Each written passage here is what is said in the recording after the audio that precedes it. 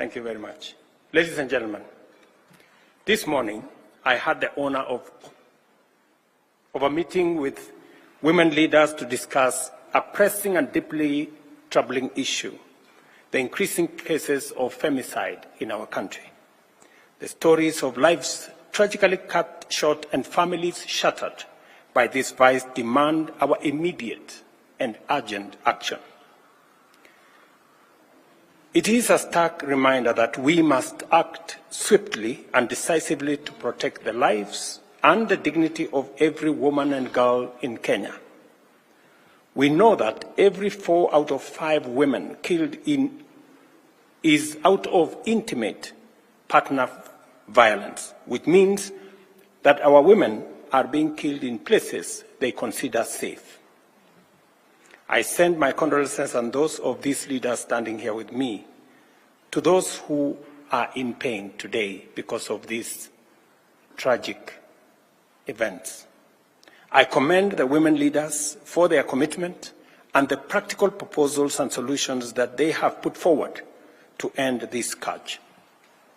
This challenge requires the combined efforts of government, religious leaders, parents, teachers, civil society, and all citizens of goodwill. Protecting our daughters, sisters, and mothers begin at home, in our communities, and through all other institutions. Let me reiterate that the government, in its women's agenda, is explicitly committed to ending all forms of violence. As leaders, we are united in the resolve to ensure that justice is swift and efficient. I have instructed the criminal justice actors to execute their mandate without delay, holding perpetrators of femicide fully accountable. Gender desks in police stations must be enhanced, and we will introduce similar gender desks services in hospitals to ensure victims receive immediate attention and care. At the same time, we must equip our young people with the skills and awareness to navigate the risks they face in society. Social media has become a dangerous avenue for exploitation, and I urge our young people to treat strangers on these platforms with utmost caution.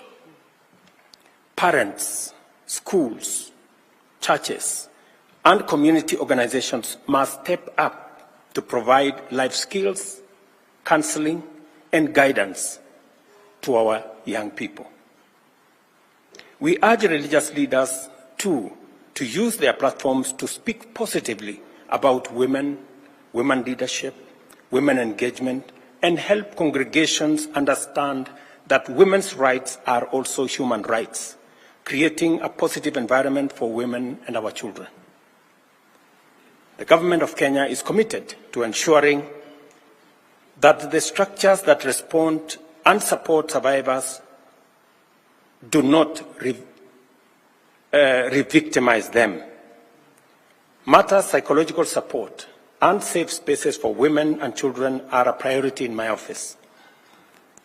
Through the Women's Rights Advisor, we are launching a Safe Homes, Safe Space campaign during the 16 days of activism against gender-based violence that is going to start on the 25th of November.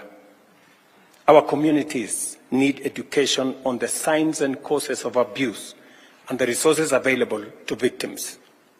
Awareness is a crucial step in prevention. We must increase awareness on the availability of safe spaces where victims can seek refuge, toll-free hotlines such as GBV 1195, Child Help 116, and the DCI anonymous reporting number 0800-722-203, and the counseling services in order to provide victims with the support they need to find protection. As we approach the 16 days of activism against gender-based violence, the women leaders standing here have agreed to embark on a nationwide awareness campaign to confront this vice head-on. This campaign will have the full support of my administration And we are committing Kenya shillings 100 million for the Safe Home, Safe Spaces campaign and for the next 16 days of activism. And these women leaders will lead the way in making sure that our girls, our women,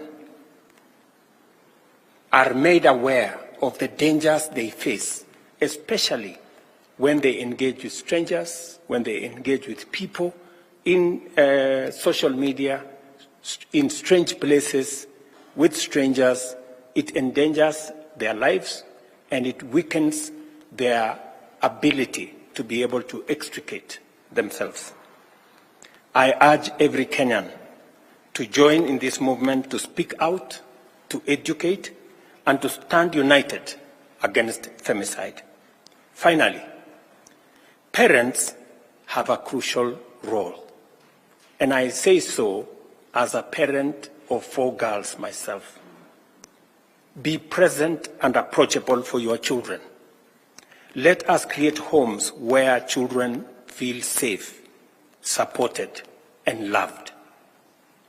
A strong family is the first line of defense against the dangers lurking in our society. The women leaders and I stand united in declaring that femicide has no place in Kenya. Together, as a nation, through our concerted efforts, we shall eradicate this vice. We must be relentless in protecting the vulnerable in our midst and unwavering in our mission to create a society where every woman lives in safety, dignity, and freedom from fear. Thank you very much, and I look forward, leaders, to working with you as we join hands,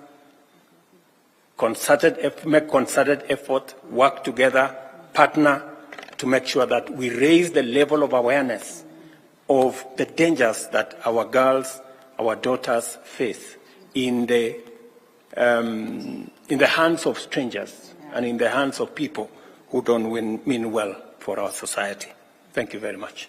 Thank you.